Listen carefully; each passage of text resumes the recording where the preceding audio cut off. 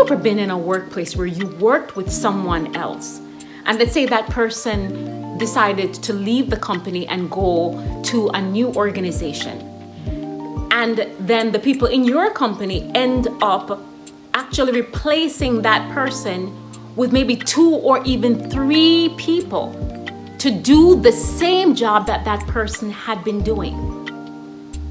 I don't know about you, but that's definitely something that I've seen and even experienced. And I have to wonder, I wonder if the person who left, if there were ever points in their job where they felt stressed or overwhelmed, but they didn't complain about it because they didn't want to be seen as a complainer.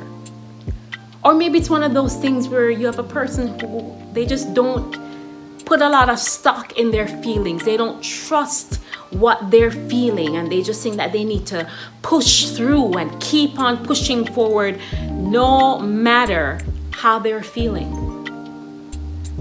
Well, the fact that they had to be replaced with 2 to 3 people means that they were doing the job of 2 to 3 people.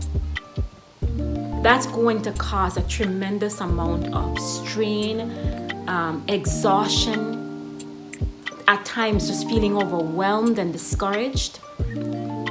And the point of this really brief talk is to say to you, if you have been that person and now, you're part of the great exploration or a part of what they're calling the great resignation, people call it different names these days, and you've moved to a new job, I want you to get a little bit more self-aware, and I want you to make sure that you are seeing your feelings as valid.